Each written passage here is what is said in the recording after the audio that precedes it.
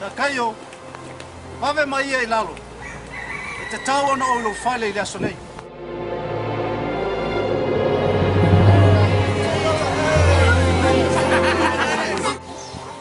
Walele i lava.